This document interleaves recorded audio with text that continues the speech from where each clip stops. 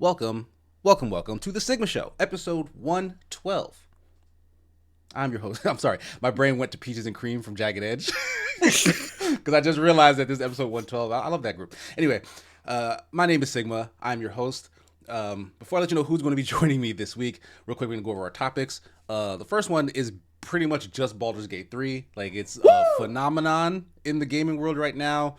Super high marks, tied currently with Tears of the Kingdom in terms of Metacritic review score. And it's pretty much all anybody can talk about, positively and negatively. So we'll just get into all of that at some point. And also, speaking of negatively, Blizzard released Overwatch 2 on Steam, and it was immediately bombarded with negative reviews. It's currently in the overwhelmingly negative rating. And this is a practice called review bombing that we will talk about specifically why Overwatch 2 is getting this treatment, and maybe just review bombing in general, perhaps. But here, joining me to discuss these things, Ash Redux. What's up, everybody? Long time no see. Happy to be here. The other Frost. Help, I'm contractually obligated to be here. You signed. Don't you forget it. And Rachel Kaiser. Hi, Peaches and Cream better be the title of this episode, Casey. Yeah. If we can work it back in, it might be. Oh, I feel like I have to now. I feel like we're going to just, randomly. I'm going to go get Peaches and Cream right now.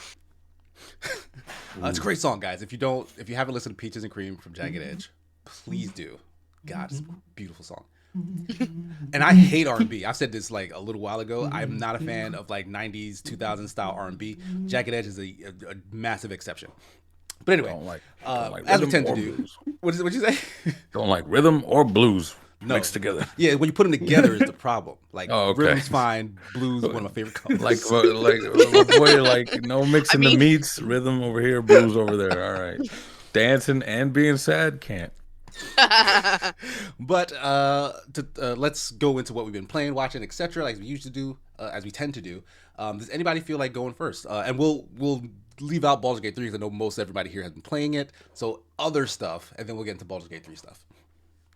Has anyone been playing anything? It's like, who other plays than games? Baldur's Gate? No one's playing anything else. Me. I mean, I can't talk about the other thing I've been playing. Oh, that's right. Yeah, there's a lot of that going on too. Yeah. Yeah. So, There's I a mean, lot of I can games. tell you. I can tell you I'm playing Starfield for review, but that's literally all I can Oh. tell you. Yeah, a lot of people got review code, and literally that's all they've been able to say is like, hey, my review will be X here, or I'm playing Starfield. Yeah, that's all you can say, really. Yeah, embargoes. They're fun. But yeah, Ash, do you want to go? No, I mean I can start if folks need time to collect their thoughts. Or Ash, you want to? I would say I have been playing something other than Baldur's Gate 3.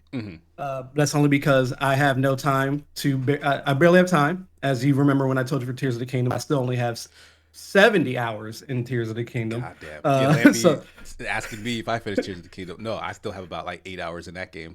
Still have not upgraded from 4 hearts. Oh no. So I had that, but with my little free time in the mobile realm, I've been playing the Tower of God mobile game that came out last month, I think, something like that. They've released a mobile game for that? Yes. Yeah. Yes, it recently launched. I knew because I pre-registered for it. So they got me in there right away. But for those who don't know, is it a manhwa technically? Yeah, it's a believe it is. webtoon Yeah. comic. That's Yeah. it was where most people found it was on webtoon. And it got an anime, which had mixed reviews from a lot of people I spoke to, but it's mostly because they hate Rachel. I don't think they actually hated the show; they just hate Rachel.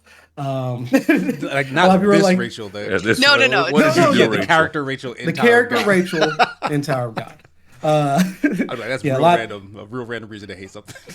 A lot of people hated the character so much they're just like, I just don't even want to watch. I was like, what if she gets killed? Maybe you'd enjoy it at that. I don't know. Maybe she keep watching. Maybe she gets her just desserts. Whatever. I mean, honestly, that's the sign of a good character if you can elicit that sort of emotion from people, right? I think so. I really hate this character. They wanted you to. They wanted you to. I specifically, quick side note, I told everybody who I knew who were reading a webtoon or watching anime, I was like, I refuse to hate Rachel.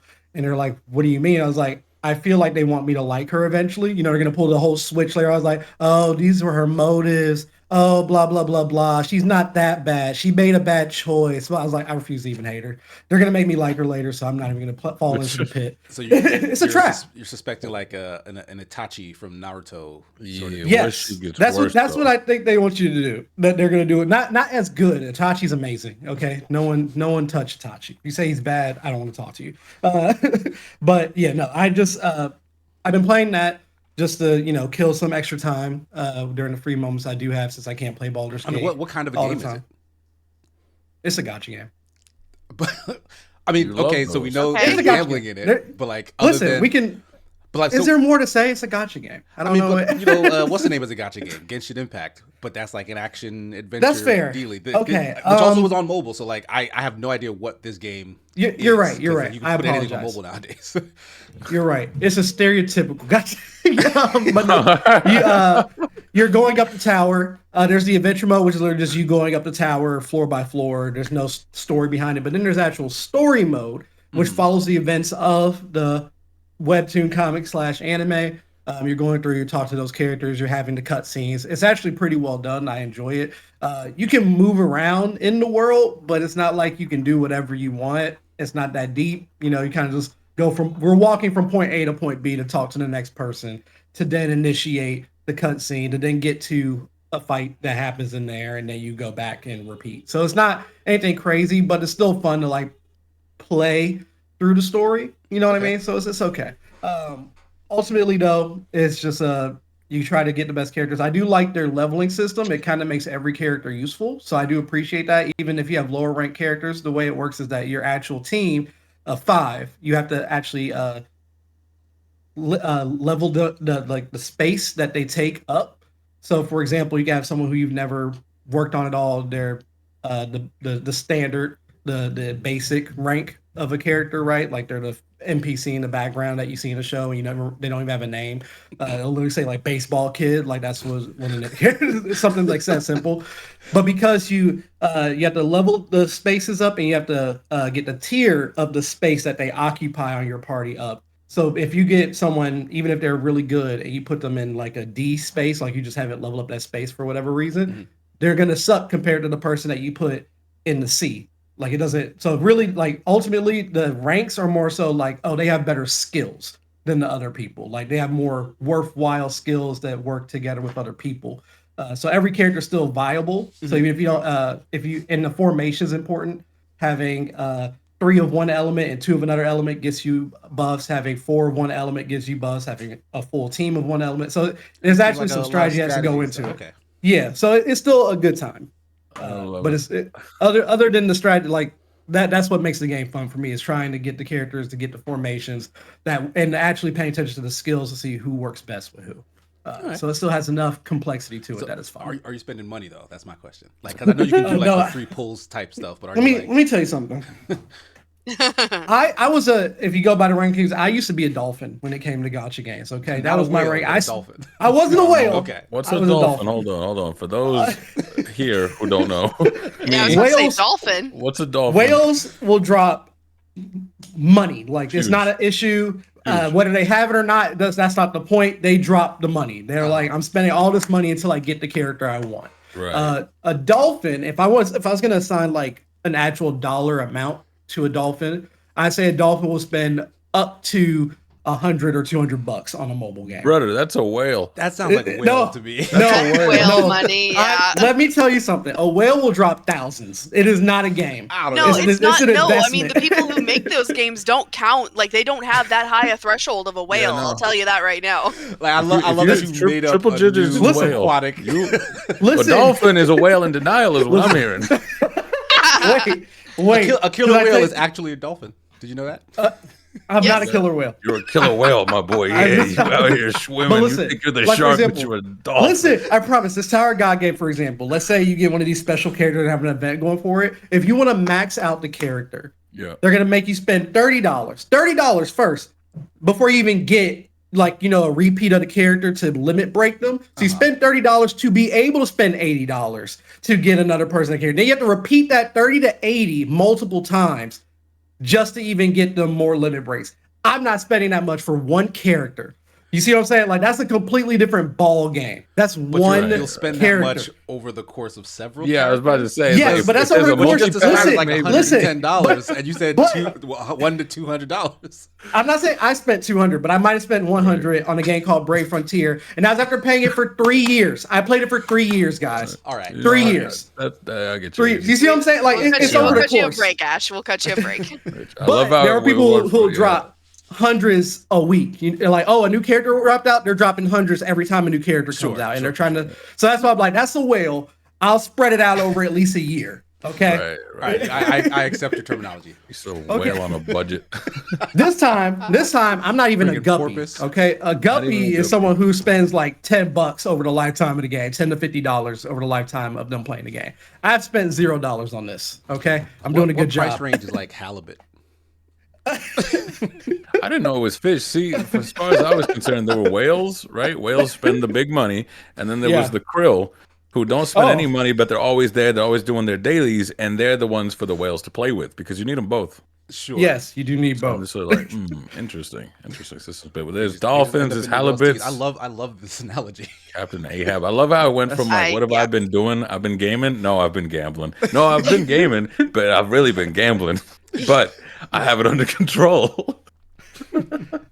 I'll let you know. This is why I purposely make sure I never gamble or like actual legit casino because I feel like I get addicted. I feel like Oh, one that's of those more fun. people. I have the gene. I feel like I'll just be in there and I'll spend my life savings. That's why you guys set a Yeah. limit. You know, like walk in. Nah, with 100 I don't do dolphin. limits. I'll just go in there. I'll have a bad time. All right. My dad was like, yeah, we'll go in. I'll only go in with $100. Like, no, I'll go in with my cards and it'll be a bad time. Like I fall into that pit of like, I have a decently high opinion of myself. I think I've got good self-control. So the problem is I'll come up with reasons to justify spending more.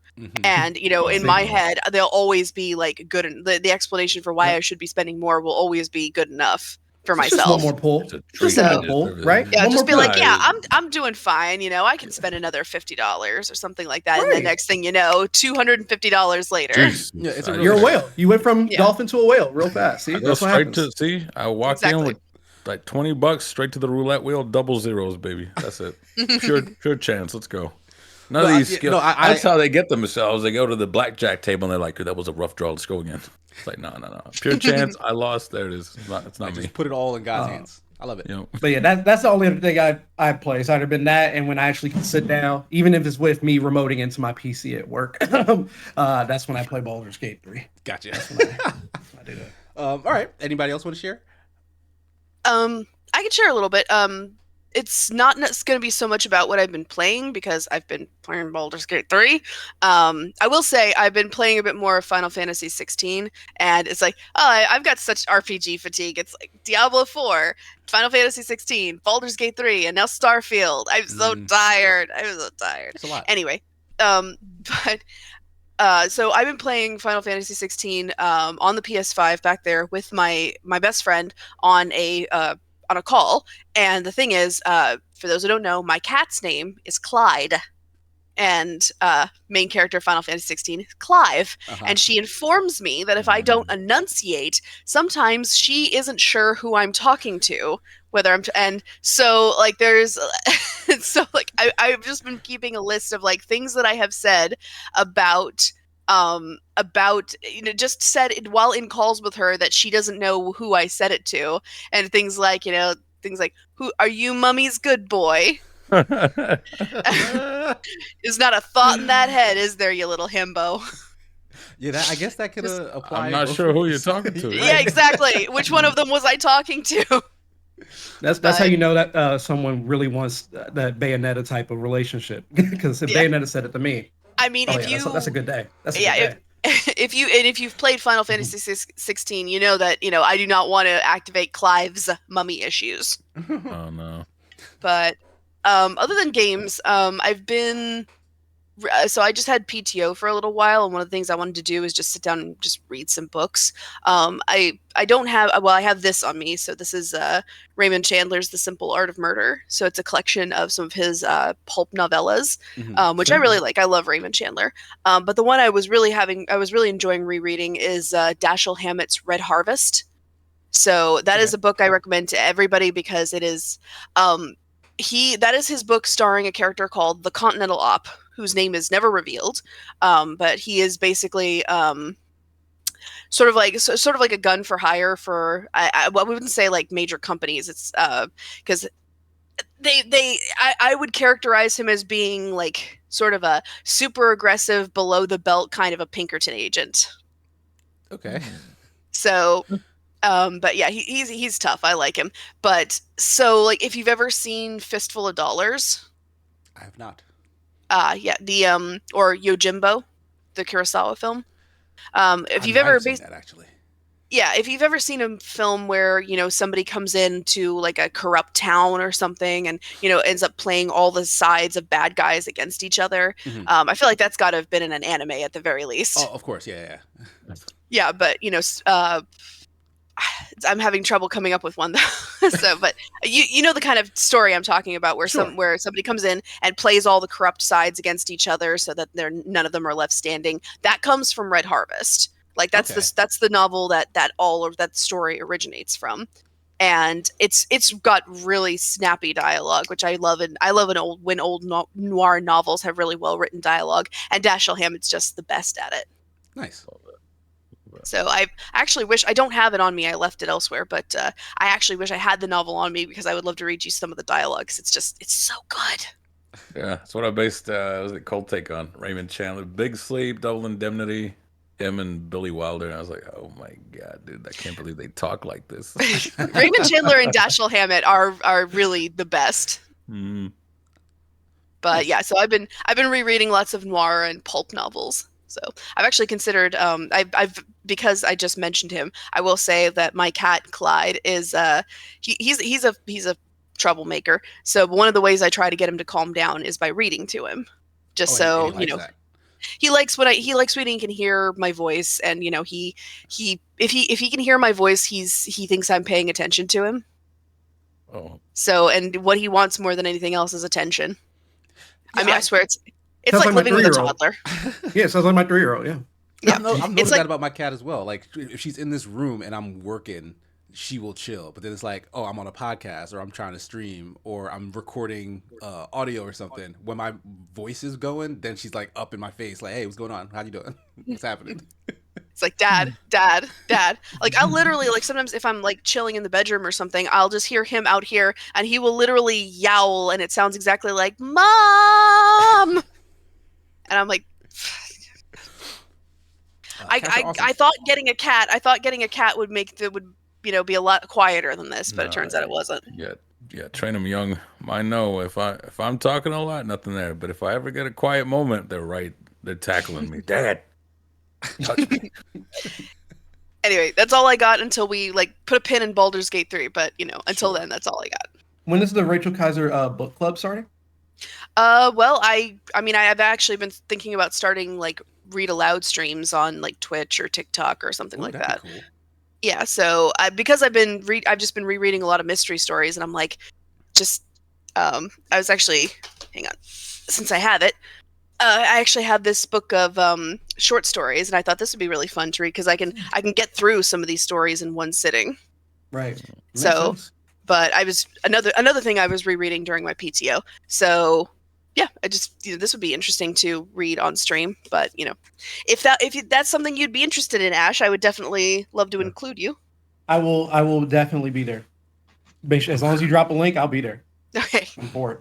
I will let you know. Sweet. Does that wrap things up for you, Rachel? Yeah, wrap things up for me.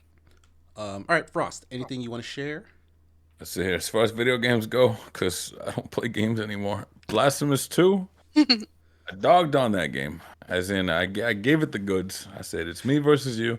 And it wasn't bad. I said it was a solid entry. People got mad at me for just saying it was okay. Yeah, they'll do that. I had my Mega Man moment, I feel. And solid entry into the Metroidvania genre. It kind of gave me a hankering for, I guess, harder games, if anything, because that one was a little head back. I don't play Smite, Lampy. That's not a thing. That's a different. That's not a thing. That's not a thing. No, but yeah, Blasphemous 2. If anything, that's the one where I go, yeah, give it a go, give it a look, see what's up there. feel like there was a thought there, but not so much. I guess what I wanted to say there was how much do you have to play a game before somebody says, okay, that's a respectable amount? Because I almost didn't want to mention mine because I got like 110% on the thing. My Metroidvanias, I go crazy in them. But if I Nice. feel like if I ever say that, people will go, oh, you burned out. Of course you didn't like it. You played the whole damn thing over and over. Like, you burned out on this game. That's like, Because that's the thing. It's never enough if they don't agree with your assessment. Yeah. Yeah. Yeah. I don't even know what I'm going to do with that, but I'm probably going to just end up playing more Metroidvanias and Souls-likes on stream, I guess. Because the one thing that was nice is when I first started reviewing a year ago, I could play a Metroidvania and I'd say whatever, and people would have differing opinions. But this time around, because I have been around and I've done more Metroidvanias, you got other people going, no, Frost really likes the genre, because that's the biggest thing. If you don't like a game, you don't understand the genre. Yeah. But then you have the longtime watchers going, no, Frost has reviewed most of the Metroidvanias on here. And I know exactly what he's saying about that. So it's like, all right, I got to play even more of these games. Metroid, Like, see what I'm doing? I wouldn't put any weight into that, like, because it's a knee-jerk reaction from people who, for some reason, feel slighted that your opinion differs from theirs. Because that's all it is. Like, they feel differently than you do about the game. And for some reason, when you say that to them, they're like, that hurt my feelings as a person. So now I'm gonna lash out at you and say that you don't know what you're talking about. Like, I that's don't what's know. happening. They said all the other places were giving it better reviews than I was. I don't know where they're getting those from, because after the fact, I went to look. I at least mentioned it on Twitter, where she said she really didn't like a game and she doesn't care what other people think, but it almost does make you feel like you're in the Twilight Zone, right? No, Like, yeah, sure. What Like, did when people you're an see? outlier with a review, yeah, you definitely Yeah.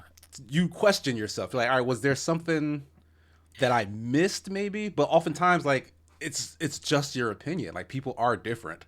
And But that's there the thing are is times that where stuff just doesn't line up for you. their opinions are pretty close to mine, so I don't know where these glowing reviews came from, saying Blasphemous 1 was a masterpiece. It was It was unanimously them. loved. It was And their I'm- own glowing review. Yeah, and Yeah. I'm here like, It was their bro, I own. can look on Steam right now. Blasphemous 1 is at very positive, and the Metacritic's like at 73 or something.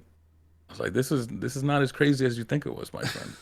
So if anything, I got one of those on like one of my very first reviews. Somebody like I think I reviewed the original Tomb Raider way back in the day, no. but not the original Tomb Raider. Sorry, the reboot, the first game in the reboot Crystal trilogy, Dynamics, and which I didn't like. I didn't like the color palette. I didn't like the art design. I didn't like the level design, and I didn't like that Lara Croft was passive in that, and basically got her crap pushed in on constantly in that game. And like everyone was like, well, IGN gave it a 9 out of 10 or something like that. I'm like, I mean, who no offense to cares? IGN, but why do I care what they reviewed it? I don't care. Uh-huh. this dude wasn't even saying IGN, because I went and watched it, and IGN's basically went, it's pretty good. It's the best you're gonna get while you wait for Silk Song. Well, I'm like, that's what I said, kind of.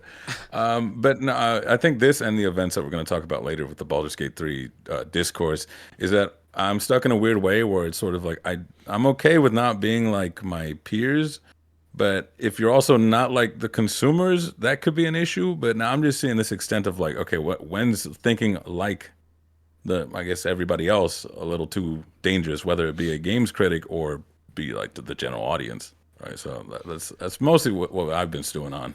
No, I can see now. that, because like this happens to every critic, right? Like you have an outlier opinion, and then you start to kind of question, like, damn, did I mess up? Like, did I miss something? Like, are they right about me? Like all the detractors in the comments, whatever. Like that, it happens, right? You gotta remember that like people in mass don't know what they're talking about. Like, we gotta like this is gonna sound kind of crazy, but like when a large group of people get together and they start shouting about a thing, whoever's the loudest, usually like that just trickles out to everyone, and then they're just saying the same thing, and no one kind of has their own opinion.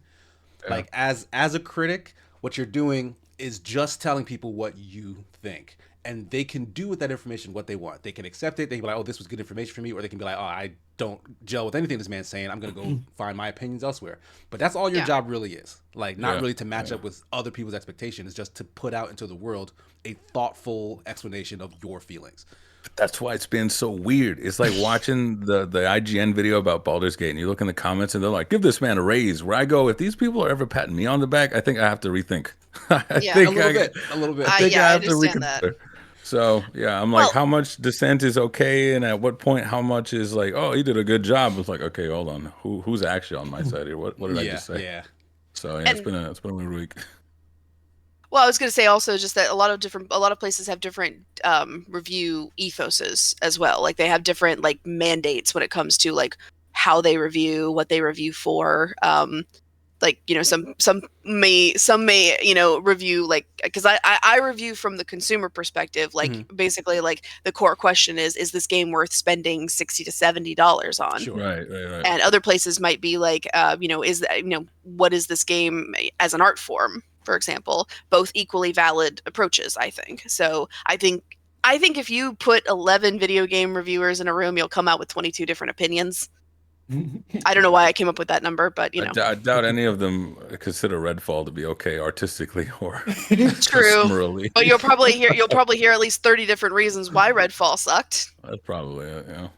But So, then I you'll don't still know. see people in the comments saying like, "This game isn't that bad. You have an Mhm. agenda. I had Will and fun." I played that, bro. That was I never. You That were game paid by Sony. legitimately got worse. Yeah, poor Nick. He's a Sony shill. That game actively got worse when I went into co-op. The Nick's doors not didn't even load here. in. Nothing was loading in. Like that was a terrible time. Yeah. But does that do it for what you've been playing, Yeah. I Foster? played one game. Yeah, because like same boat as Rachel. Like, there's a bunch of stuff coming out, but like I can't talk about it yet. Like I finished something that I'm really like surprisingly positive on, but I cannot talk about it yet.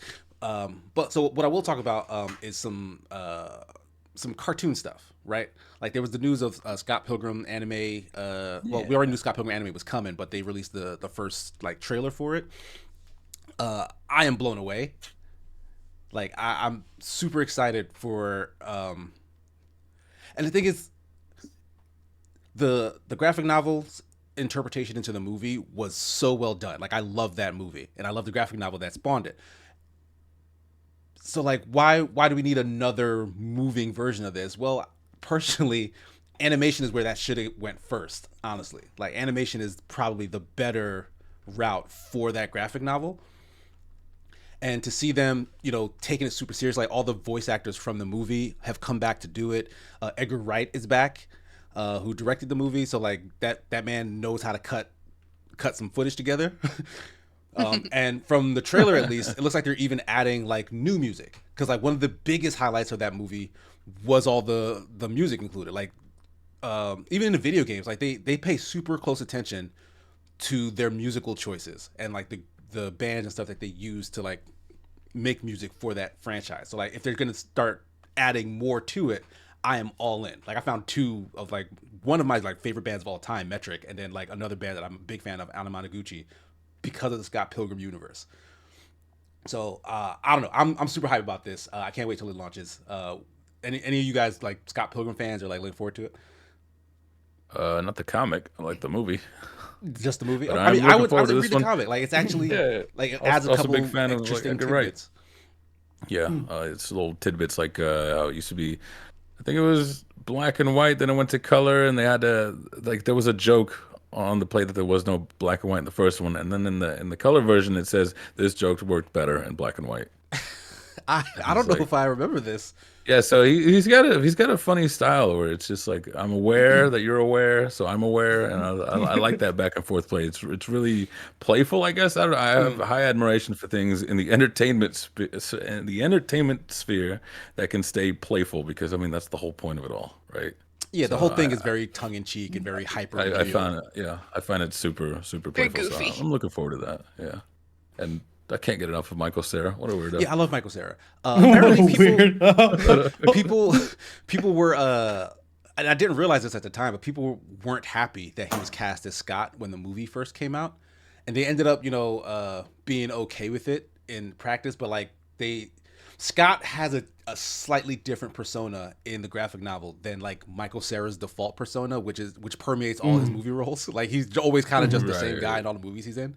And Scott's a little more energetic, and he has an edge of cool to him that Michael Cera just like. Michael Cera is like awesome, like he's a nice guy, but you don't really get cool from him, right? Right. No. But the thing is, I think Michael Cera was kind of perfect because Scott is a jerk. Like that's like he's not a great person like as a character, and I feel like people were imprinting like their thoughts of like what a cool guy is on this sort of jerk character who needed to learn that about himself that he was a jerk over time. So I think Michael Cera was actually perfect for that role, and but people are he's had a lot of voice roles, especially like in like the Lego stuff, where he is a lot more energetic. So I feel like it's gonna be a slam dunk. I'm so excited for this for this show. Oh, yeah.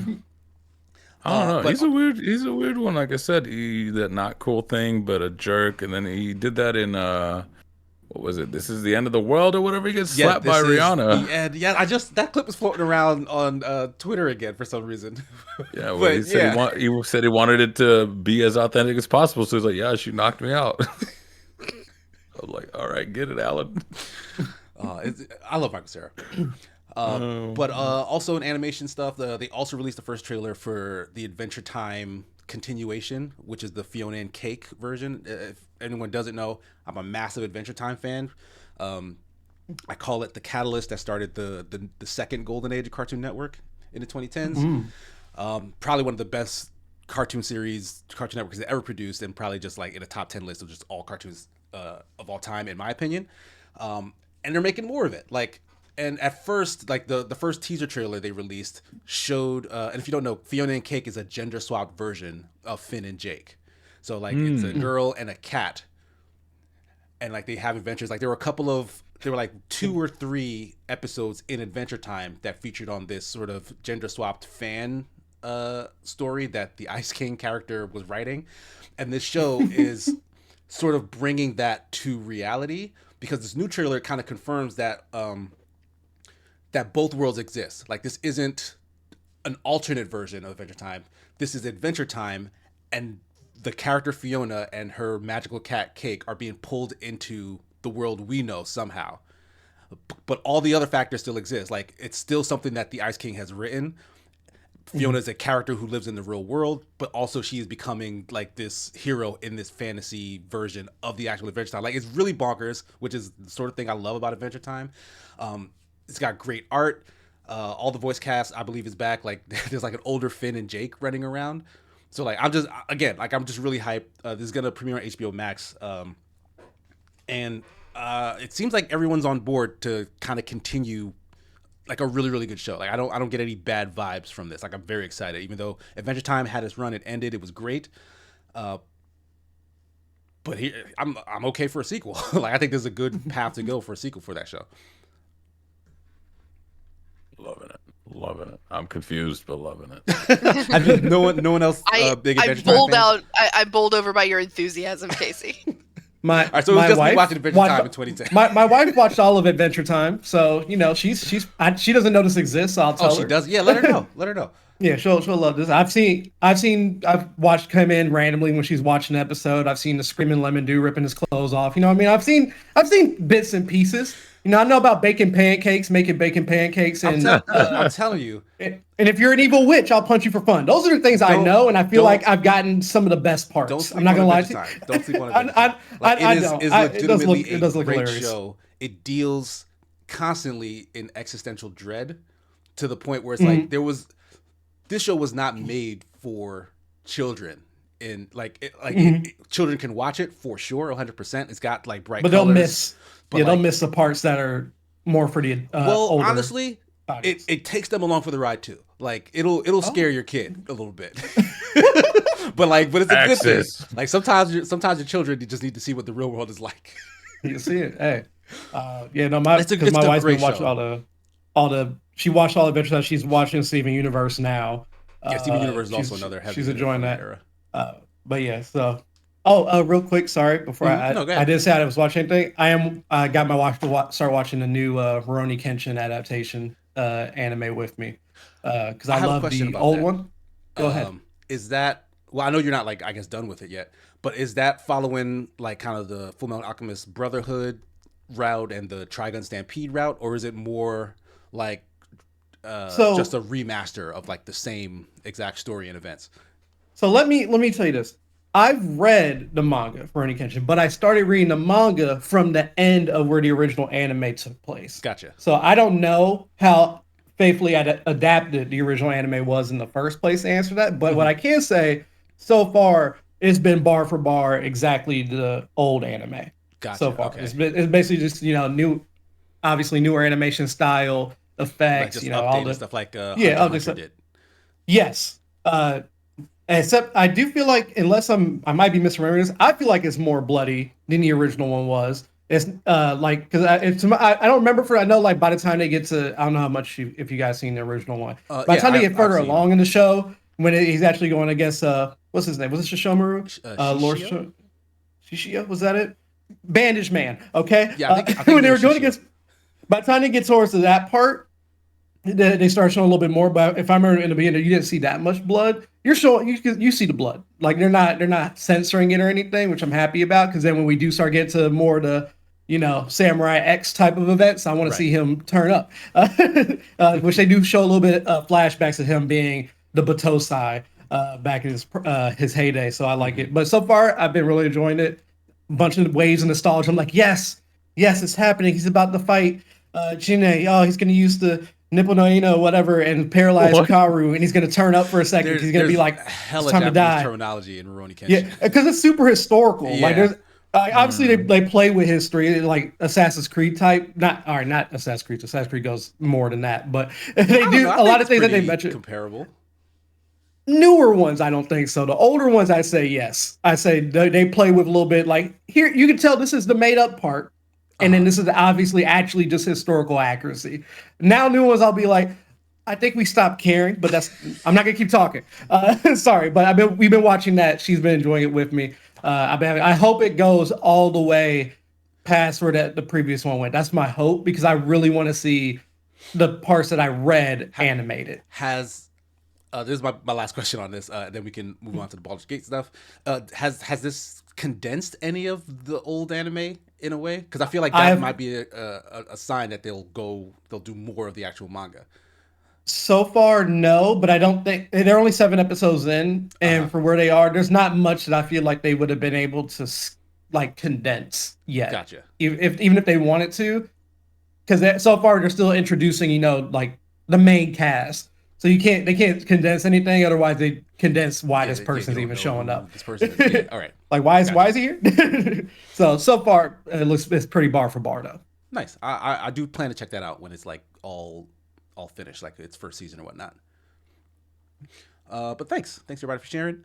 Now the moment you've all been waiting for is to talk about Baldur's Gate 3, which I know everybody's been playing. First off, I guess everybody's high on it. Everyone's like, yes, this is my new favorite game obsession. Worst game ever. Worst game ever. It's all right. All right, let me leave. Okay. This more so proves that it's like it doesn't matter how high anybody scores it. If it's not your thing, it's not your thing. But still, what I can appreciate is that even though it's not my thing, I can go, I see why everybody is going nuts on this thing. This is their wonderland. I go look for mine now. It wasn't Zelda. It wasn't this. So is Baldur's Gate 3 not your thing? Like, is that kind of where you're falling? As you've been playing it? Yeah, I like it, but it's because like tutorial twice.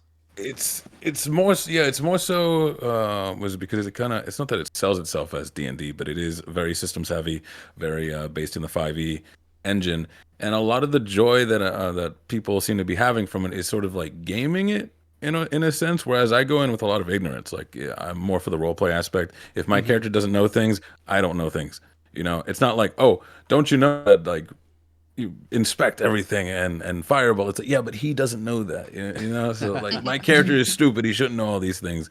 And so that just becomes a bit more of like a chore than anything else, especially when like, I think I like min-maxing competitive games more, right? So I'll look into Street Fighter frame data. I'll go into shooters and look for the angles and study the maps and stuff like that. Whereas this is more so like, it feels, I don't want to min-max a role-playing experience. Yeah, you want the story to like kind of flow naturally and in like in a realistic, fun way that you feel you have agency in. Exactly, yeah, but it's also like that information because I do know a bit of the. I've read the handbook. I know a lot of the stuff that you do in the core 5e experience, and it's hard to not metagame myself. So even though I can appreciate it, and the systems are absolutely crazy, I can recognize it for being freaking nuts as something that's been completed in 2023. It's still I still go, it's not that there's not that much my thing. I think I like the core of Disco Elysium more. But still, this one I'm like, yeah, this is nuts. I can see why everybody's going crazy. Okay. I think I'm leaning more in your camp, Frost. Like I've put like I think about 6 hours into it so far. And I can't stop getting into fights. I don't want to be this violent. And I was not gonna play Baldur's Gate 3. Like I know it was gonna be a big deal, but it's just didn't look like the kind of thing I want to spend my time doing. But all the praise like got me. I was like, all right, if this is like the new wave, then let me see what everybody's talking about. And like the thing that was selling me was this idea that like the game will just yes and pretty much everything you do. Like if you want to do something in a situation, like it's equipped to handle that. Like the developers have thought about what you would want to do in a situation. Yeah. And I feel like I'm not getting that, at least not yet. I think if anything, you've been spoiled by having Jack as a DM, because Jack does a lot. Like, okay, so this is where it becomes a contentious opinion. 5e, even though it is the most used and recognized right now, it is almost like the most spited system because it is less flexible. It provides a core. Most of the fun from 5e comes from homebrewing, which would be the equivalent of modding. I anticipate this game being even bigger if they allow the modding circumstances, because it still is a combat-focused game. The thing people don't like about the core of 5e is that it's all based on what you kill, which not everybody wants to play that way, right? Whereas you have DMs like Jack who just you got through the thing, here's your XP, right? So it still has its moments where I'm like, oh dang, that's the part of 5e that I don't like, and that's why it doesn't necessarily vibe with me. But like the story is crazy. Right. It's nice. It's nice to get in there. If anything, it could be like a little simulator. Like the next time that you get into a D&D thing, and you're like, how would this character play out? You know, mess around with Baldur's Gate. Make your character. Ash, you wanted to jump in? Test it out there. I was gonna say I do think it lets you get EXP from situational moments. There was because I thought the same thing, like it'd be mostly combat and maybe a quest line. But I leveled up when as little spoil as possible, but some goblins stopped me. They're like, yeah, you can't come through here. And basically said, we about to jump you, give us your stuff, and we won't all jump you. And there's a party, which I love the party quips because everyone's actually giving meaningful conversation most of the time when they're speaking. Because one of the guys back is like, goblins don't move in groups, they move in hordes, basically saying like he's not joking. He probably got like 50 other goblins here. Like, we shouldn't do this. and so I used persuasion to try to get through, and I actually leveled up right after getting a successful persuasion roll. So I don't know if I think they do give you EXP in this game if it's something role related and you I don't know if you have to succeed. I don't know if they include failures, because failures part of the game too. But I did level up just from, and that wasn't even like completing a part of a quest line. That's part of getting to the quest line, but it's just a conversation that could have been any combat, deception, intimidation, whatever. And it did give me EXP, which I was surprised about. I was happy that it did, but I was very surprised because I thought it was just going to be kill this if you want to level up. Because I was like, I am level 2 right now. This other quest line got me trying to fight like a group of level 4s, and I will die. Like a full squad of 2s versus 4s, instant death. Like, it's not even a competition. Baldur's Gate 3 wants to fight you. I went into it thinking like I'd be able to have all these interesting conversations and funny, weird situations, and like, because I have a bad relationship with dice for some reason. So like I will roll for whatever. It was like, hey, in this situation, roll for this, roll for that. I'm failing left and right. Like I can't talk to anybody for any reason, and it always ends in, well, now I'm gonna kill you, as opposed to, all right, well, you don't get this part of the conversation, or you know what I mean? Like it's like the conversation doesn't fail. It just always evolves into a fight. And like I'm not like, I don't have like a super strong party. I'm very early in the game. So I'm doing shit like running, like just like taking my whole party, like just fleeing. as far as I can until I can. Disengage. You can individually like run back to the camp as soon as they get far enough away from combat. Like I'm like, I mean, I've had to employ some interesting tactics where like, okay, we legit like ran around the corner, and then as enemies start coming around the corners, like just bombard them one by one as they catch up to us. Like stuff like that has been successful. I mean, so like that's fun. Like I have been having a lot of fun with the combat mechanics. Like I'm a big fan of turn-based tactics, and this. A lot of games have started to do this. A lot of turn-based tactics games have started to do it where like you have a lot more free range of movement before the tactic stuff happens, and this is essentially just putting a full-on tactic system in just an open world game. Like it just makes so much sense. Like nothing is grid based. It's just tactically move your people around and employ your fighting, which is I guess is D&D. Like that's kind of just how that has always functioned, right? So like I like seeing that played out in like a high budget video game, like it's actually like really cool, and like I'm a big fan of that. But I have been feeling a little let down by just the scenarios it puts me in. Real quick, I'll tell like this one anecdote. I was in this one town and like a rat ran by me, and I saw like a little prompt for talking as the rat ran by. So like I talked to the rat and got a natural 20 on animal handling. And then the rat was like there's a narrator or whatever, and the narrator was saying like, oh, the rat is like telling you that it has like a pain in its tooth, and it wants to show you like how it got the pain in its tooth. So I follow this rat and it runs under this locked door, and so there's no key, there's no way for me to like, get into the door. So I'm like, all right, I'm in the middle of a town. I attack the door. The person who's inside the house is now talking to me. But not because they came to the door. Like they kind of teleported my party into the room with that character, and now I'm doing dialogue options with that character from inside the room. But then like we had a conversation, things smoothed out, and then I was back outside the door, as if I hadn't been talking to this character. But also the door is still locked. Right out. Yeah, and the rat is on the inside. So I'm like, I didn't want to talk to this character. I wanted to talk to the rat. Right. So again, I'm like, all right, can I break the door and just walk in and talk to the rat? So I break the door. Again, that character is talking to me. We have an entirely different conversation about something else. But the rat's in there, and the rat is talking about something different. So like that character and this rat are not related. They have completely different things, but just happen to be right next to each other. And like the game is breaking itself, jumping me back and forth between those two scenarios. And I never found out what else I needed to do with that rat, because a guard showed up and was like, hey, you're not supposed to be in here. And he sent half my party to jail. Just try to talk to the rat. And I just want to talk you shouldn't be breaking good doors. So that stuff was fun, but like it kind of didn't work. Like it's like the game was trying to give me like these weird scenarios, and that's the stuff I was into. Like I wanted to follow that storyline, but like the game couldn't handle me trying to follow the storyline.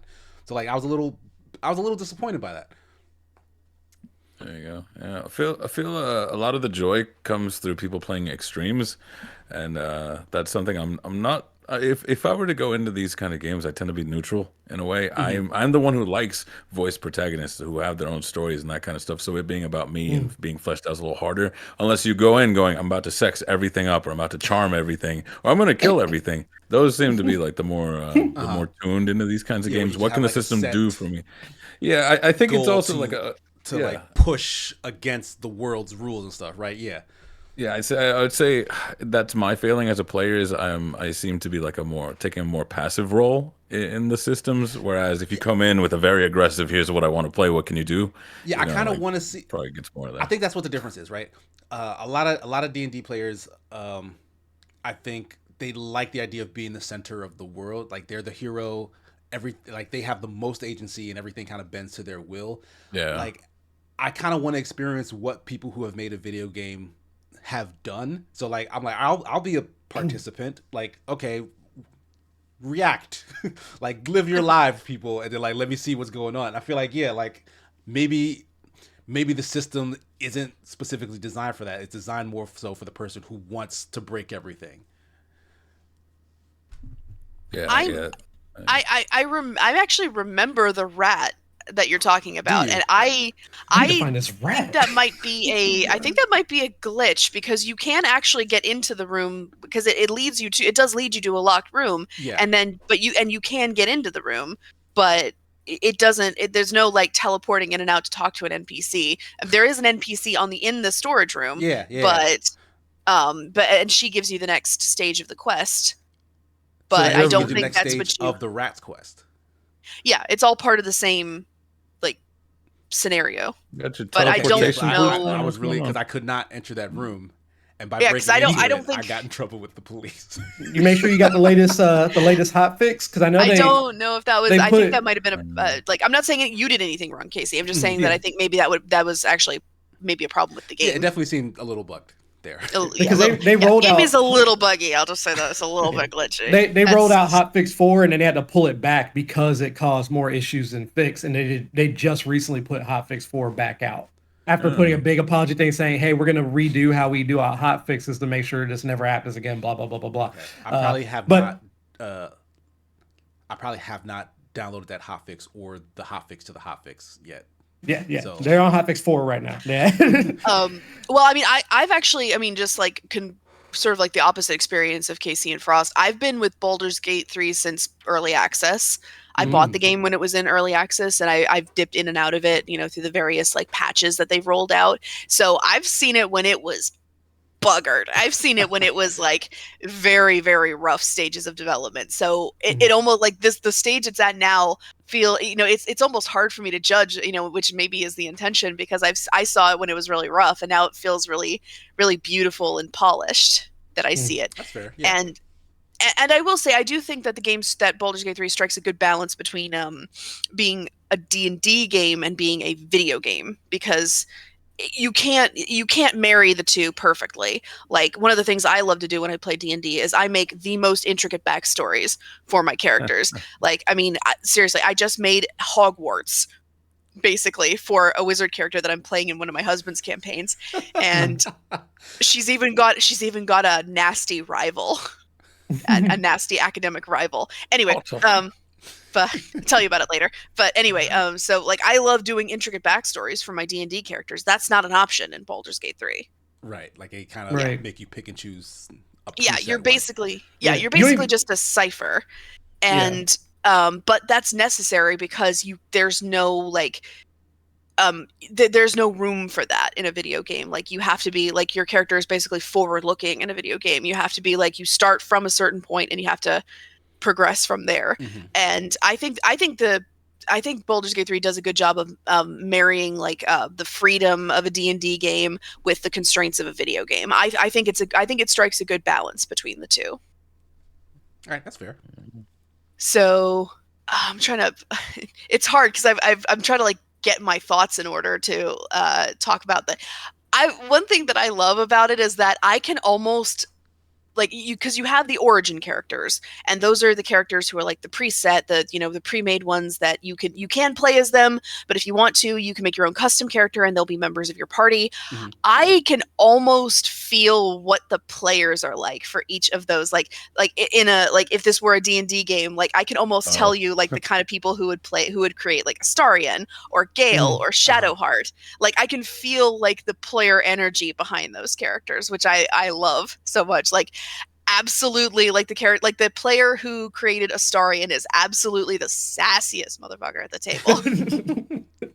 Like, they are the funny one, and so everyone's like, why do you come up with this like angsty vampire backstory? You know, did you read too much Twilight as a kid or something? And meanwhile that just out of spite, that player is like hitting with all the one-liners you could possibly come up with in the game, and is like thoroughly roasting all the other characters.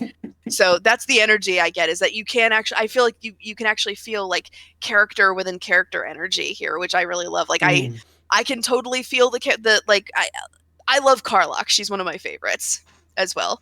Washboard abs tiefling. Yeah, I've been seeing. Yes. I've not got that character. That's everybody's. Yet, but like, A lot yeah, of I keep people seem seeing to like her a footage lot. of her. I love really the enjoy mashup for it, where it was just like, you can have this one or that one, and then Reese's cup. All right. It was a weird music mashup where it's like, you either go with this one or this one, but everybody knows you really want this one. Yeah, I definitely I also appreciate that. So this is kind of a pet peeve. Like, my husband's heard this whole nonsense before from me, which is that I see a lot of games that are called RPGs that, in my opinion, are not RPGs Like because Final Fantasy you're 16. not. Yeah. Like Final Fantasy 16. Yeah. Well, I was gonna go with The Witcher 3, but Oh. I get so much hate when I Yeah, say that's that. not It's an like RPG. that's not an RPG RPG. elements. Well, I It's guess, an yeah, RPG action. elements. It's an Yeah, action 'cause you're adventure playing a game. character. Yeah. Yeah, because your role is set in that game, and there's not really like a branching storyline where you can create like different and even in games like if you can just like customize a character in a way like classic Final Fantasy, you can customize like your job, for example, and that to me is enough to qualify video game wise as an Mhm. RPG. But there are a lot of games out there call themselves RPGs. They aren't RPGs. Just because a game is huge and open world does not mean it's an RPG. So it feels good to have like actual classic RPG systems in place here. Yeah. Yeah, so it's a very loose term these days. People say like, this XYZ is an RPG, and I'm like, no, it isn't. So It works very well. Like Mhm. like I there's like a, I don't know what it is. There's some sort of endorphin hit when the thing pops up and it's like, oh, you got to roll, and then you just wait and anticipate like what whether it's a success or a failure. It's like, oh shit, now what's gonna happen? Play a gotcha game. Yeah, there's something to God that. Tower is good. Like Yeah, tons of and video games do that in the background, but like with the whole D&D framework that lets you just see it happen and make you feel like you're the one doing it, like there's something a little special about that. Yeah. Definitely. I also, I'm sorry, I'm like going on and on, but No, go ahead. Oh, don't worry. I'll do the same. You're fine. yeah, exactly. Ash will back me up here. Yeah, Um, God, now the thought has left my head. Darn it. Ferment. You know what, Ash? You go. I'll Yeah, if the thought probably comes come back into my back, head. Yeah. Okay. I am going to start this stopwatch timer. So hopefully I stop before we'll just start it. All right, so Baldur's Gate 3. I'm pretty sure all of you heard me at least say before, Blue is the one who got me to finally like really get into D&D. I've tried playing D&D twice before. I only ever got barely past session 1. Which basically create your character. Session 0 really create your character, trying to come and have fun just doing that part. Like I was really excited both times, but I was never able. The first time I was like super young. I have transportation. I'm not taking myself anywhere. The other time I just gotten married. It's like I can't commit to that. I'm supposed to be here. I can't have friends. I have a life. Can't have friends. You gotta give me at least like 6 months, and then I can have friends again. And then even then, I'll pass up on you guys every time you ask me to come out. Oh, the shade. It's not my fault. I'm sorry. But no, ultimately, Ash, are you okay? I am okay. My wife Okay. treats me very nicely, thankfully. But no, I've been enjoying Baldur's Gate 3 a lot as someone who likes D&D. Rich, I agree. It's like I didn't, first of all, when I first heard of Baldur's Gate 3, I never heard of Baldur's Gate before. I saw like the trailer for it, and when I saw it was like turn-based, I was like, oh, that's cool. Maybe I'll look into it. I didn't find out until literally 2 weeks ago how this is just D&D in video game format. When so I was like, no, this is Forgotten Realms. Like this is actual D&D. Everything that's in this game is basically canonical in D&D lore. It's like it's an actual realm. There are actual campaigns built around this area you're playing in. This is all legit. I was like, what? All right, let me get it. I didn't ask any more questions. I was like, let me just get it. I don't care. Just give it to me. D&D game. So the fact that it was tied to the D&D license was your trigger. Yes, like, all right, that's why I was like, I I got to try this. Yeah, and then when I saw the trailer, I was like, because when I first saw it, I was like, oh, this game looks pretty, like, graphically looks decent. Like, I'm like, this looks like it's a well-made game, but I had never heard of it. Usually for me, if I see a game gets to a third game, like, okay, people must like this enough, right? So I might look into it more. If it gets to 3 games, I'm like, somebody likes this game. They keep making it, So like at that point, I'm like, okay, maybe I'll look into it when I have a drought, which I never do because I have a backlog. But whenever I have a drought, I'll look into this game, or if I see it's on sale, I'll get it. But then I saw it was D&D. I said, oh, never mind. Here's my money. Yeah, so there's a lot of power in that, because like people have been speculating like that was maybe part of the reason for like the overall success and popularity. Is like, well, it's tied to D&D, and D&D is like kind of on fire right now. Yeah, I actually I spoke to I don't want to sound like I'm name dropping, but one of the when I was at one of the Games Beat summits, I had a fireside chat with Cynthia Williams, who is president of Wizards of the Coast, and one of the things she was talking about with regards to like expanding the D&D license was Baldur's Gate 3, and she was talking about how I remember this distinctly because we hadn't necessarily talked about this in the prep, was that she said that Baldur's Gate 3 was doing really well in early access because this was back when it was still in early access. And she's like, yeah, people can't get enough of it. And I just leaned over and said, Cynthia, I can't get enough of it. So yeah, I think this has turned out to be pretty much even beyond Wizards of the Coast's wildest dreams for this license, which is ironic considering Wizards of the Coast is kind of like messing about with D&D right now. Yeah. But we don't talk about that. We don't talk about that. Not right now, anyway. Yeah. But yeah, no, I've been enjoying myself a lot. For when I got into it, I was wondering like how D&D is this really going to be, right? Like how much am I going to be like, even just with creating a character? Definitely, like Rachel said, my favorite part is making my backstory. And funny enough, I actually do play D&D, like how Frost, you were saying, like you probably did. I'm passive. Technically, one of my current characters right now is a monk, a woodland elf monk. So one, he already is going to live for a crap ton, right? He's only 88. They live to like 1,000 basically, right? That's a normal life expectancy. So he's young. He has plenty normal life as long as he doesn't get murdered or get an illness. He's basically just going to be alive for a long time. And in this world, a monk eventually goes on their monk journey when they come of age, where they go to all the different monasteries, and that's his goal, is to become a head monk, right? But he's 88, and no monk rushes their journey because that's the journey. It's the go see the world, blah blah. So you're already not supposed to rush. He's a monk, so he's not rushing in general. He's 88, and he's gonna live to be 1,000. He's chilling the whole time. He's chilling. So when I went to group, and a lot of times because of how my play is more passive in a general sense anyway, actually sometimes causes friction with the people I play because they're like, "What is your character?" When he's like, dude, he's chilling. He's cool with just helping you guys right now. Like, he's got like at least 500 good years. Like he's not concerned. What's up, baby? You got a popsicle? I know you got it without asking. Yeah. Oh, popsicle drama. Did you put the popsicles back? Did you make sure they're in the freezer? Or are they melting on the floor right now? Want to talk about it? They're not melting.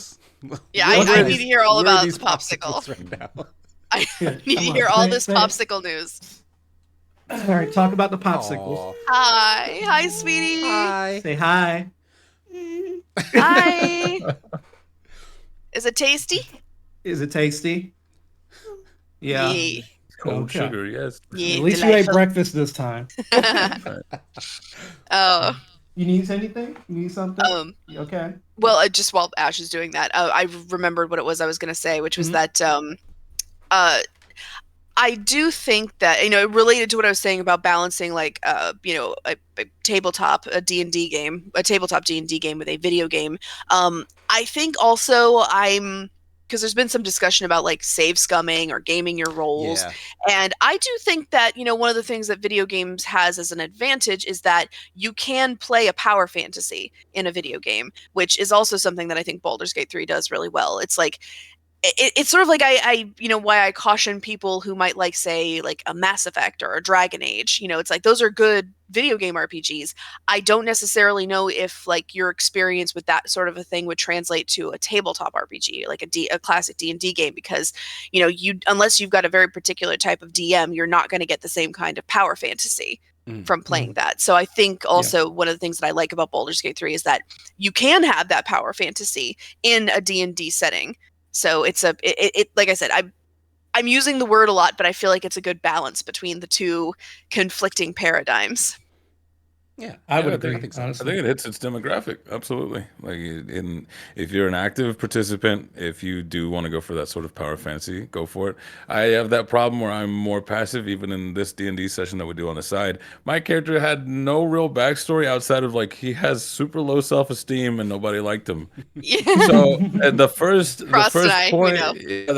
point I got to give him some sort of obsession, something to drive him. I absolutely took that and made it part of the character where he now has, his father was murdered, but it's not really. That's a long story. Rachel's there, she knows. I was But there, like, yeah. I'm like, his driving force now is he's trying to avenge his father that was there for it was just some guy that said he nice work for 5 minutes and then died. Yeah.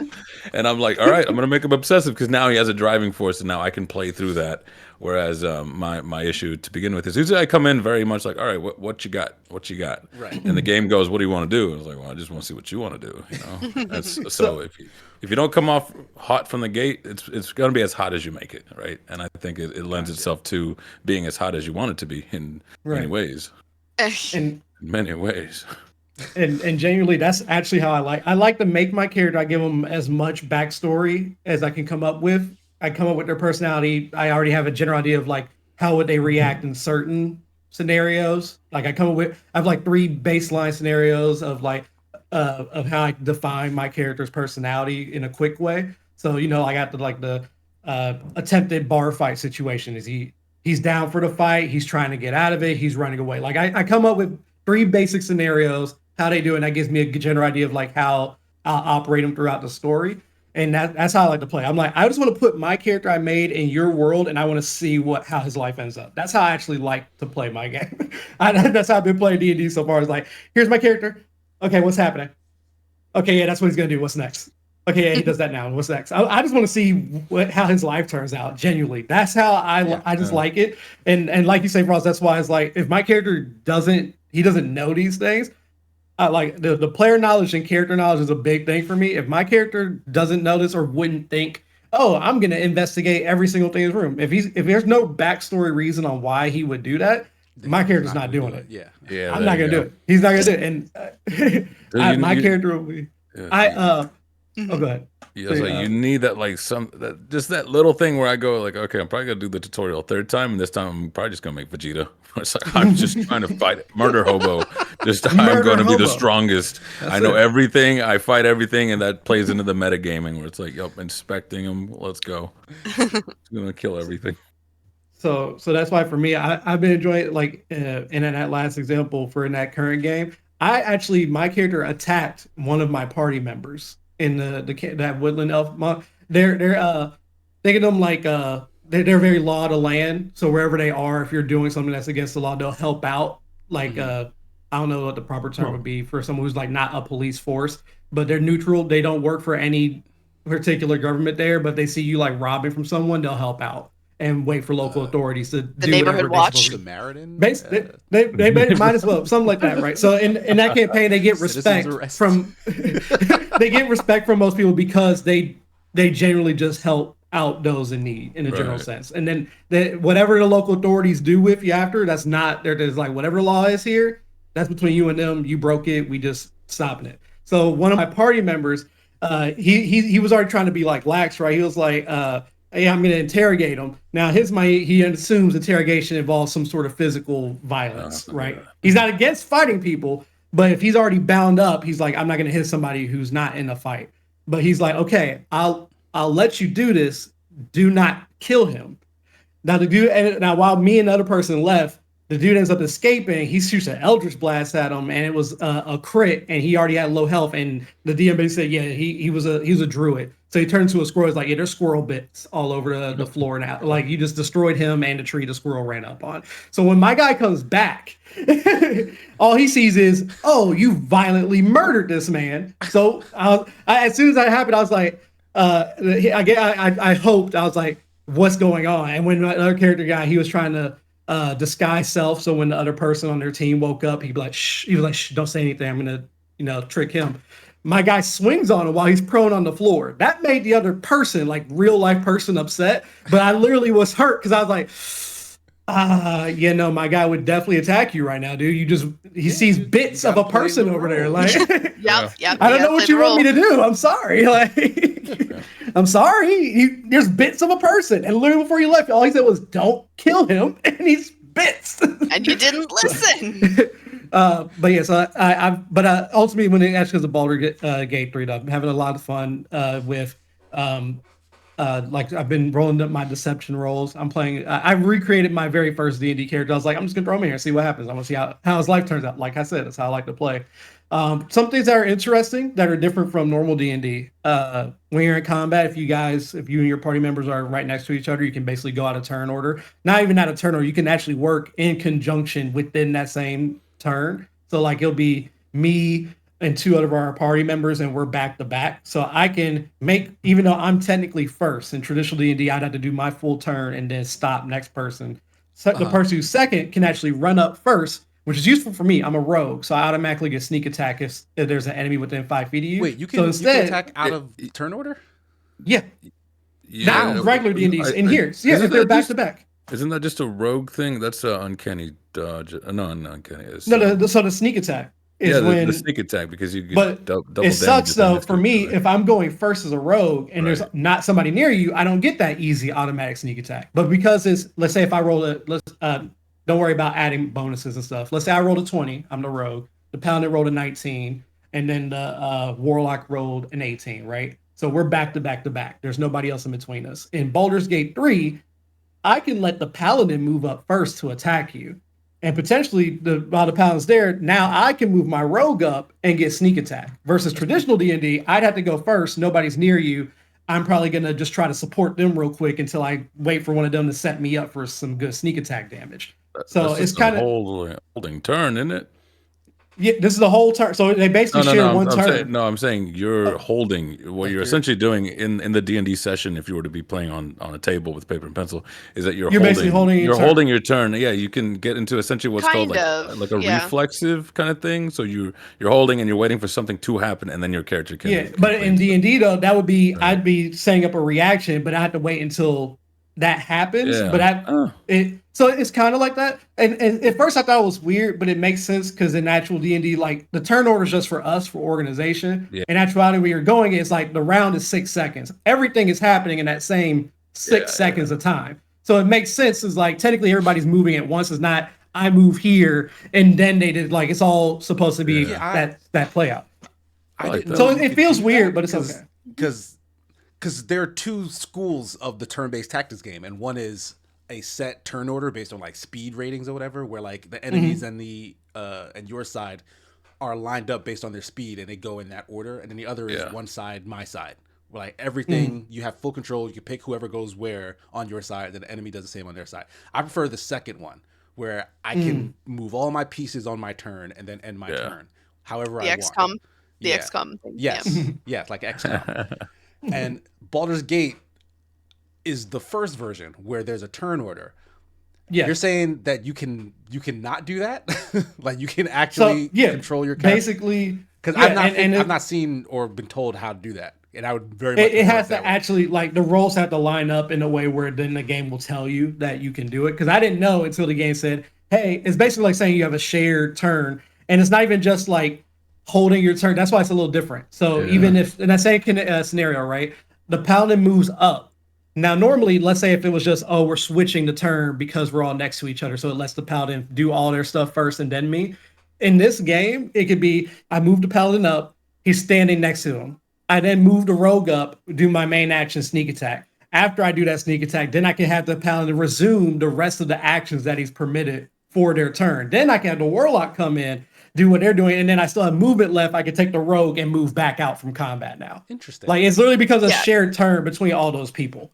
Yeah, it's only if you because they do roll for initiative at the beginning of combat encounters, like just to explain what Ash is talking about. If your characters land near each other or next to each other in the initiative order, those people who are next to each other in the initiative order, like say if like Tav and then Astarion and then it's like enemy Lae'zel enemy, like Astarion and Tav could both they can interchange their turn, like Astarion could go first or Tav could go first. That's cool. But so it's a little bit hybridish. It's pretty cool. At first it was weird and I had to get used to it, but then I even thought from a video game standpoint, I thought, and that's why, like you were saying, Rachel, it's probably the best way to combine it, because if you're playing multiplayer with people, like I like watching what other people do, but it's kind of cool for like that more cooperative tactic where it's basically like, oh, our turns are next to each other. And in that sense, for me, like I said, the rogue always wants to get sneak attacks. It's like it's extra damage. Why wouldn't I want to get sneak attack? Mhm. So, and then even in, I was even thinking about when I do my D&D campaign to borrow that concept, as long as it makes sense, you can't just meta through it. But like if the rogue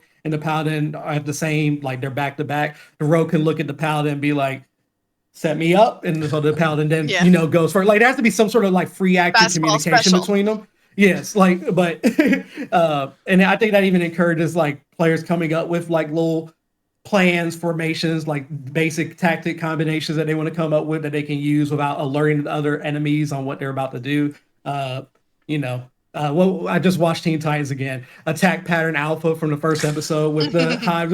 So you can basically start shouting that off with a free action real quick, and then the pattern be like, bet, and then you just do it. I'm like, that could be kind of fun. Yeah. Oh, go ahead, Rachel. I was just gonna say, like, I like that that's sort of like a hidden mechanic that you don't, because that's one of the things I also really like about the game is that not necessarily everything is explained to you up front. Because I'm playing a paladin, and because paladins have their oaths that they take, which you can.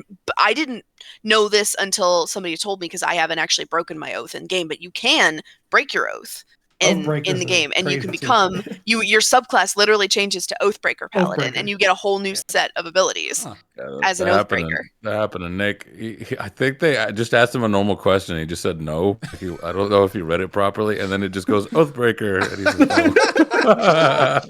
no. Darn. Yeah, you think it would be? Damn it! I'm lawful good. That easy. Oath, But nice. Okay. I have one don't more. know. Go ahead. I Go promise. right ahead. I promise this was quick. Other thing too that I wasn't expecting. I'm just curious. I did pause it when my daughter came down. I didn't count that. I'm at 16 minutes. Okay.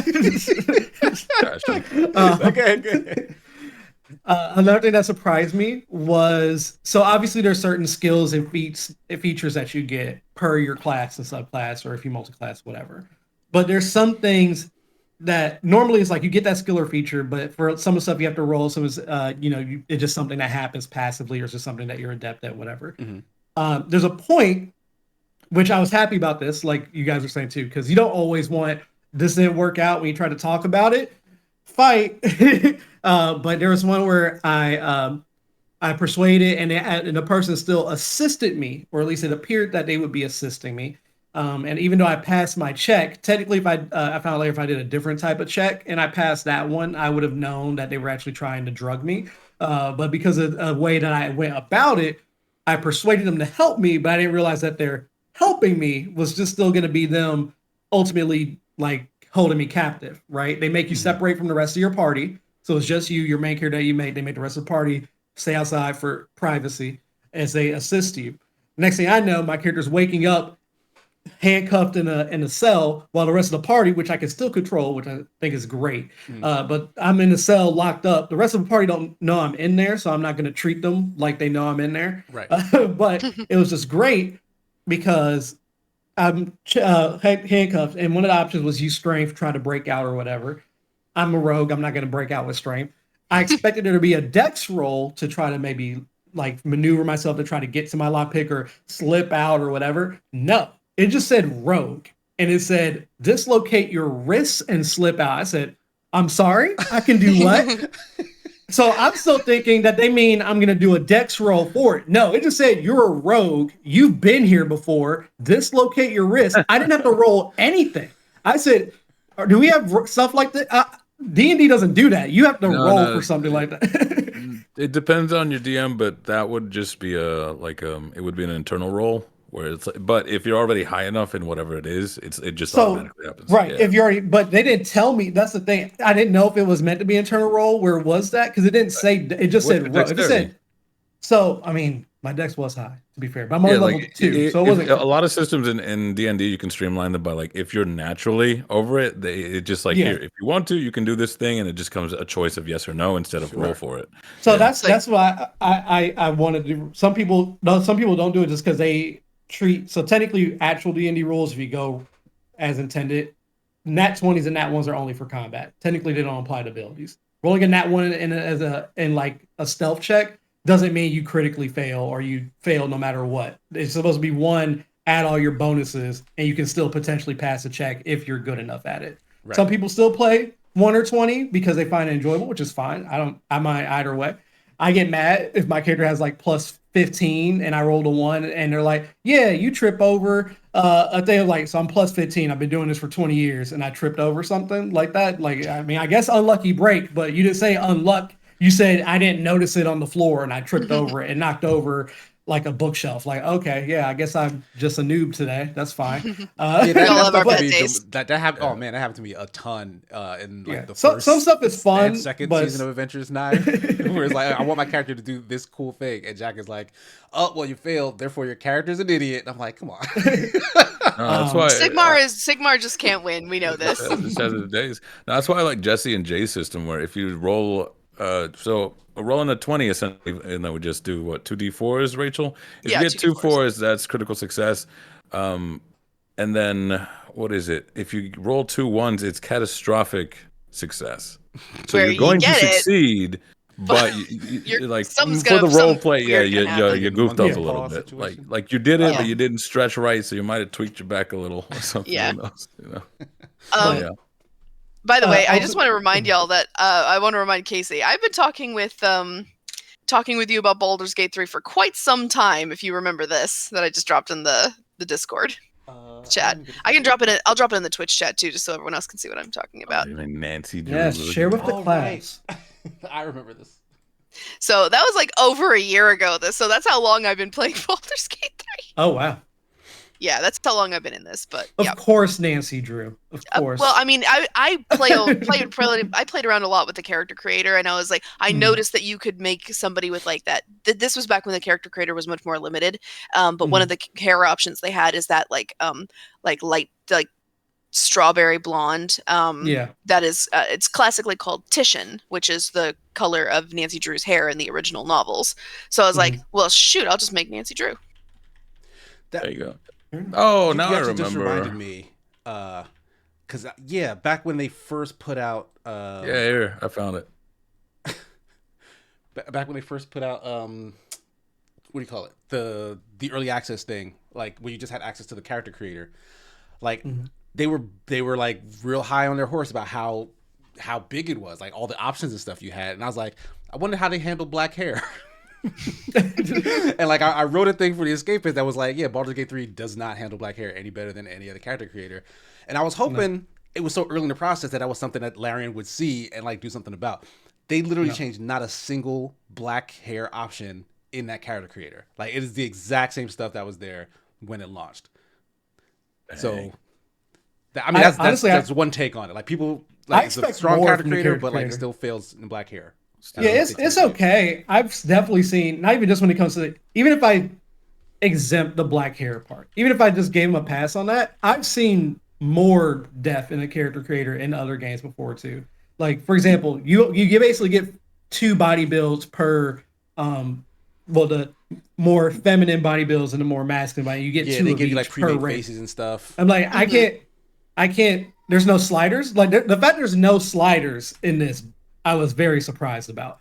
Yeah, they let me it's pick a little. They let me pick my genitalia, but I don't get sliders for basic stuff. I'm very like perplexed. what, like I haven't And I gotten into assume any it's like because sex of- stuff, but like, is that useful?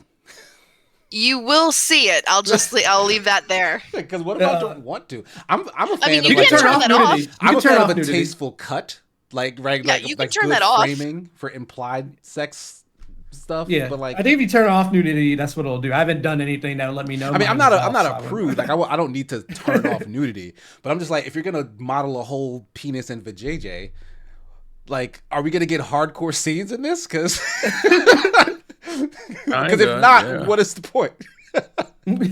I'm just you know what? I'm not even gonna say anything.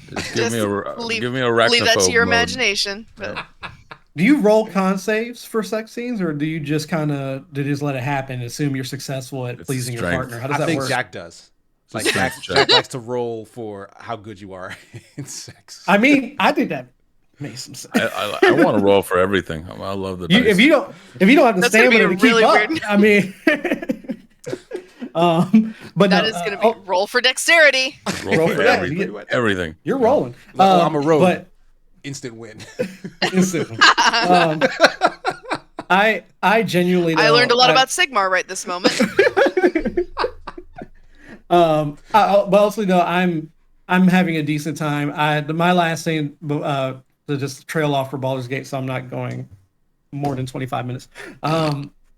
Is that if the rogue thing was internal, then that's like you're saying for us, because I know those. But since they've defined it as rogue, I was like, I don't know if they're just saying, insinuating this, which is kind of what I like. If someone writes something in their backstory and it's not anything that's game breaking, I'll let people get away with that if it's me. Like you're saying you're rogue, you've been in and out of prison a bunch. I'll say, yeah, you know how to get out of cuffs. I'm not even worried about you. As long as they're not magical, enchanted cuffs or something crazy. If they're just normal cuffs, you got it. I'm not gonna, not even just because of a dex like internal role. I'm just gonna say, no, you got it. You've been doing this for 20 years. You got it. So I like when they do stuff like that. So if that's what it was too, I'm cool. But the last thing I was gonna say is I don't know because I haven't tried it yet. There was a group of people that I have for a quest line that I wanted to complete. But like I said, there were the ones that are saying there's some paladins and they're level 4. I'm level 2. And I'm like, how can I want to do this now. I don't feel like coming back to this one. And I was like, they're all in the house. I look over at Gale who has arcane lock. Can we lock these doors and just set it on fire? Because with arcane lock, they can't get out. Am I able to do that? I didn't try it yet. So if the answer to that's yes, it wins for me. That's all I need to know. If I can't lock people in a house and then just burn them to death, what? This isn't D&D for me. We need to get Ash into The Sims. No. Oh, no, listen. I love Put them in Sims. the Okay. pool, take away the ladder. Yeah. I'm just messing with you. But yeah, like I agree. Like that's the kind of stuff. That's how you get out of combat. Let's be honest. If you want to not have combat, and you know I want to fight these people, still a sense of combat. You say, get out of the fight before it starts. I'm getting out of the fight before it starts, baby. That's what I'm saying. When are we if starting I know, our D&D game? I need to see this in action. I assure you guys, I would love to do D&D with all of you. Even if I DM it, I don't care. But ultimately, it's like I want to know, like how much it, like if I look at someone and they're like the example I always give someone, if I'm playing with you and I'm observing your character and I observe you're a barbarian, I'm going to use calm emotions on you if I'm going to fight you like ahead of time. If I'm going to attack you, I want to be able to sneak up, stealthily cast calm emotions. Now you can't rage, which is the main thing a barbarian does. I'm going to queue up. Like that's the plan. Like if I can't notice things about characters and use it for information, or if I can't be able to set up traps, it's not D&D enough for me. And I don't even play like that, but if the options aren't there, then I feel like they need to add those in. That's the appeal of the role-playing game, like of a real-world role-playing game, is that it's up to your imagination. If you can think of a sensible way to handle a situation, you should be able to do it. And Baldur's Gate 3 sells the idea that they're okay with that you can think of creative ways to handle the issues and situations that you're put in. And that's what people seem to be feeling. Not me so much, but I am going to keep playing it. Like I want to keep playing it. I got some stuff to wrap up first. When I get back to it, I do want to keep experimenting and see how much of what I want to do can be reflected back in the situations they give me. Oh, and the world definitely feels lived in. Like I keep running into people who keep having their own things going on wherever I go. It's insane. I'm almost getting fatigued already. It's like, stop. I want to do this. Can I do this? Can I do? And they're not forcing you, obviously, but it's like, no, that looks interesting, but I need to do this. And I'm keep walking. Dang, that looks interesting, but I'm gonna go this way. Cutscene starts as I walk this way. Oh shoot, they got that gnome tied to a windmill. Okay, let me help him out real quick. I want to just leave him on the windmill. Apparently, also things happen.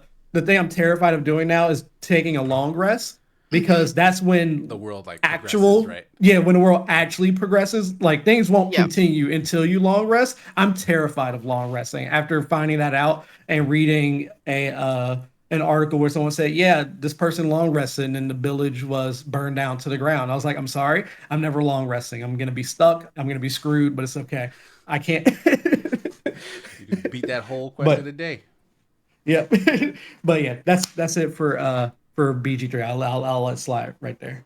All right. Play D&D with me. Anybody else with final thoughts before we honestly, we might need to wrap this up. Like we're like we've been going for a while. Yeah. So we probably won't jump into the Overwatch 2 stuff. Maybe it'll come back up. We'll see. But I will say thank you everybody in chat for hanging out with us. Thanks to my 3 guests for discussing Baldur's Gate 3, which is pretty Basically, much the main thing yeah. we talked about today. It's been fun. Ash, where can folks find you? What do you have coming up this week? I'm tired of lying to people, Casey. I keep saying, "Hey guys, Then just don't it's lie. Ash. I'm gonna do this. I'm gonna stream. I'm gonna do that. Blah, yay." Okay. Where can you find me? At Ash Redux. Will you see anything there? Only God knows. Right. I'm gonna try. I make no promises. It's hard. It's if hard. you show up, Spaz, I owe Spaz. Okay, Spaz should get every Spaz don't stream stream. for me. I owe Spaz. Spaz deserves streams from me. Spaz, I haven't been able to play games for a while. That's why I wasn't even playing Tears of the Kingdom. I'm only just now trying to play some. I'm going to stream, but no, I'm going to try to stream Baldur's Gate 3 today, tonight. I'm going to try my darndest. I'm going to put my kids to bed early. And I'm going to, and as Nick says, I'm going to go burn down some poor fool's house later. Yes. That will be the name of the stream, Burning Down Houses. There you go. Look out for it. Nice. Enticing. If I stream. He keeps putting more caveats in there. Frost, where can folks find you? What do you have coming up? Let me see what I got going on. Today's Sunday. There will be no newly released because Amy's been busy. And on probably Friday as well. I imagine I'll probably do a stream on my channel. I've set a thing where it's like just stream at least an hour every day just to build up that stamina. So that's gonna be at the other Frost on Twitch. And then Blasphemous 2, that review's out. The next stream I'll be on for anything of any official capacity is gonna be on Editor's Hour, where we get to see Nick go into some Dark Souls 2 shenanigans. So yeah, that'll be the one over at Escapist Magazine. Nice. Rachel, what do you have coming up? Where can folks find you? Well, good news is I finally have a link tree, which links to all my various endeavors. So there's the usual Golden Girls recaps. So we're having Stay Golden Sunday today, Masonry Monday tomorrow. So that's the stuff that's not games related. Also working on some other games related stuff for GamesBeat and for my own personal stuff. And also a new announcement, I don't think I've mentioned it here before, but I have started doing a daily gaming news blast on TikTok. So every weekday at the end of the day, I do a recap of all the major gaming news that has happened that day. And I'm really getting into it. I'm really enjoying doing it because it's TikTok. It's fun. It's ridiculous. It's silly. And so if anybody is on TikTok, feel free to follow me. And it's at Grace of Athena, which is my Twitch username. I'm following right now. That's okay. I will. Yeah, and you can also look up my name, I'm sure, because I also have my name tied there as well. Nice. So yeah, follow me there, and you'll get to see my face more often. And if you guys want me to do a stream where I read more detective novels, I will gladly do that. Can I show off that one of the thumbnails for her videos is her giving the finger? Can I get that? Come on, Cameron, get it. No. Turn your brightness down, bro. Just blinding us all. I'm sorry. I started laughing and being like, "This is you giving the finger." I was giving the finger specifically to Strauss Zelnick. Well, there you go. Here, I'll follow you back, Ash. Nice.